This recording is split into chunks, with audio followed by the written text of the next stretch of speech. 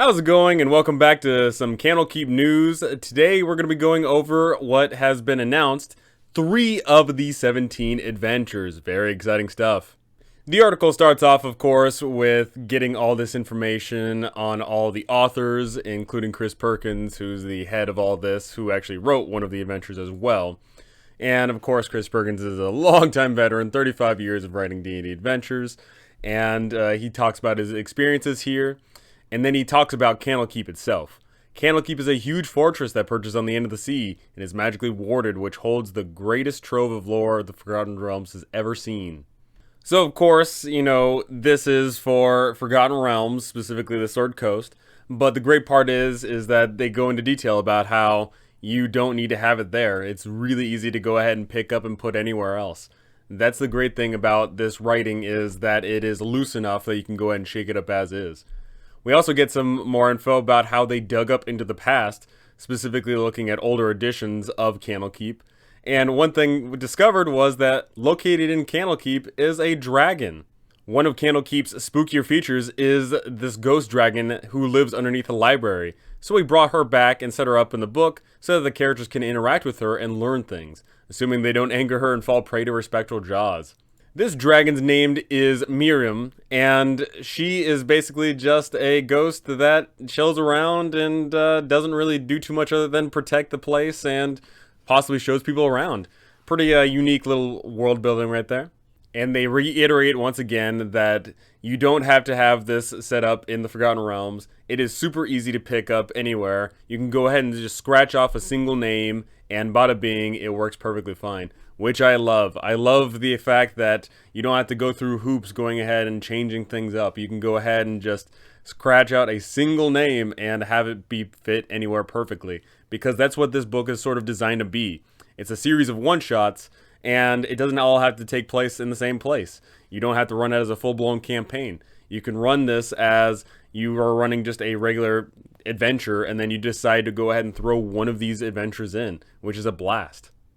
They also do address here that a lot of adventures that people run are on a lower level spectrum, only between tiers 1 and tier 2, so levels 1 through 10.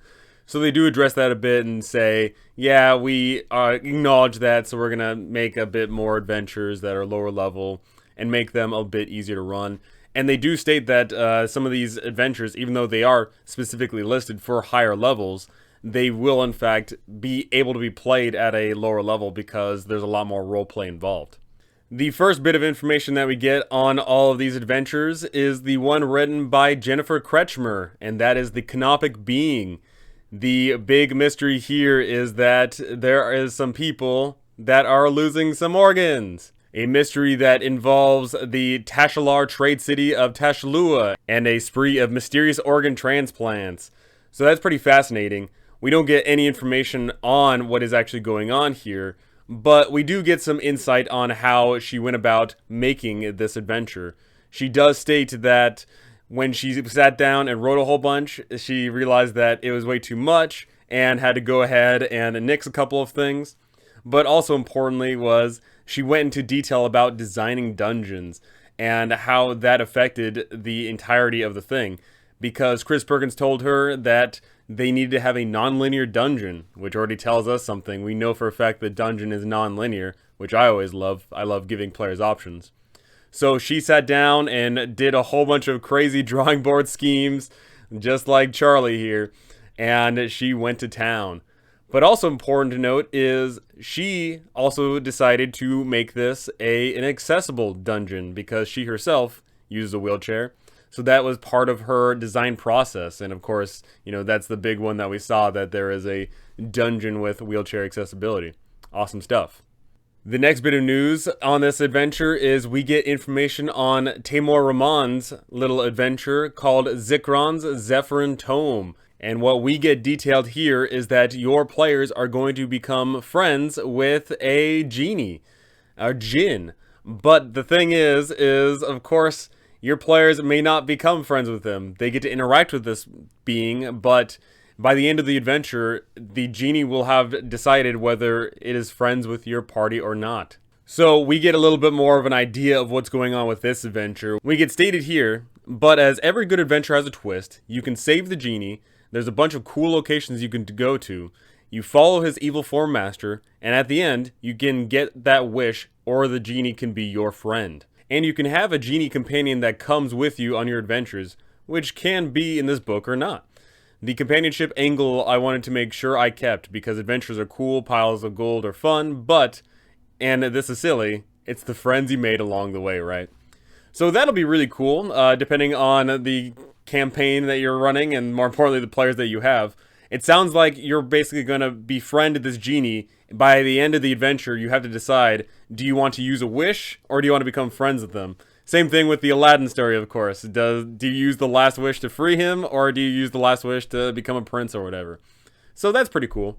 We also get a little bit more detail on interacting with some of the stuff around here, such as, I try to include characters like that people would enjoy. I have a dragon in my adventure with this beautiful crown. He loves boats. I like giving those details to characters as someone to talk to. Which, I wholeheartedly agree. Interesting NPCs is the best way to go in my opinion. That gets your players interacting more with the world, and either they love them or they hate them, at least they're interesting and memorable. The third adventure we have listed here is by Amy Vorpal, and that is Candlekeep Deconstruction. Except, you know, look at the name. A little bit of a typo, except it actually isn't. That's probably how they meant to have it, because it seems to be not on the same boat as all the other ones. The other ones sound a little bit more, you know, serious or a bit more mysterious in a way. But what we're getting told here is that there is some fun little shenanigans that are going down, not anywhere else on the Sword Coast, but actually in Candlekeep itself. The book dealing with this, and the book is like the story, you know, beat or the hub of all these adventures, is dealing with the blueprint for the architecture of Candlekeep. So it gives the DMs license to create more maps and things like that for the entire library itself. It just gives you some information about what Candlekeep really is and how it was constructed in the beginning. And of course we get some insight on how she creates these adventures. My style of adventures in general are kind of forged in the fires of one-liners and silliness, and like galvanized with a fart joke here and there. Deconstruction's not quite that extreme. We'll have the DM have their own take on it, but it's definitely a quirky tale on what the Candlekeep could be. So obviously this one is sounding a little bit differently, and it actually does go into that. So, of course, one of the things that is silly is I also had tried to sneak in an NPC called Dog Nuts. I don't know if that got switched or not, but that could prove pretty, you know, funny. We also get some information on some creatures that your players could interact with called Skitter Widgets. And it says here that these Skitter Widgets have little mechanical babies. So hopefully your players aren't murder hobos that kill little mechanical babies, because that sounds terrible.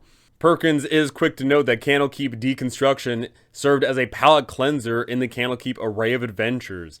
I like that, right? Like, you know, mysteries are great and all, but I bet you if you run this thing completely as is, it sounds like we're going to get just a ton of mysteries, and maybe your players don't want that. Maybe your players want a good palate cleanser in the middle of all this adventuring, all this, specifically this mystery, to have a bit of fun. And it sounds like we are going to have some fun hanging out with some NPCs called Dog Nuts and hanging out with some mechanical little creatures that spit out mechanical babies. The article ends with Chris Perkins saying that if you want to write D&D, you need to play D&D. And I agree. I have started writing my own stuff for D&D, and it freaking sucks. You sit there and you think to yourself, okay, you know, I'm used to running these little, you know, dungeons that I've created for myself, and I run it off the cuff.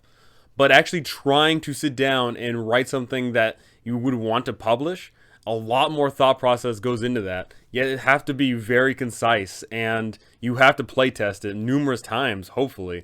So I understand the struggle here. But of course, they are working with a large team, and it also states here that they have a large playtesting group. So that really helps out their cause. They go into the great necessity of having all these playtesters give out this information, and what it even says here right near the end is that if he could go back and do it again, he would allow for more time and more breathing room and allow for the playtesters to get their feedback back in, and then people to go ahead and digest that and start making even more and more revisions. That is awesome. That is showing that they actually pay attention and care to what people have to say. That's great. I love the fact that we're developing now into an age where people actually care about feedback, especially because of the whole cyberpunk thing. I'm willing to bet that people are looking at all their products that they're putting out there and maybe thinking more and more about the finished product. And that is it. That is all the information that we have on those 3 little adventures. I know for a fact that fairly soon they're going to start maybe running these adventures or maybe running some stuff in Candlekeep and have that be on the D&D Twitch or YouTube or whatever it is that they stream on, because they love sprinkling this stuff in and getting us all hyped and waiting to see what happens next. I certainly can't wait to see what happens next because I am very excited for this. I love short adventures. And I love the fact that all these adventures are written by different people, so we're going to get different styles and ideas and all this stuff floating around, and I absolutely love it. That is going to do it for me.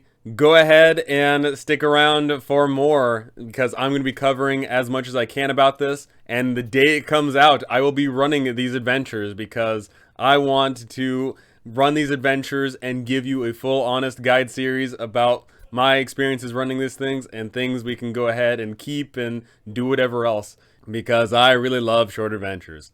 That is going to do it for me for this one. Thank you so much for watching, and thank you to all my amazing patrons up here. You guys are absolutely awesome. Thank you so very much. That's going to do it for me. Thank you so much for listening, and I cannot wait to see you all in the next one.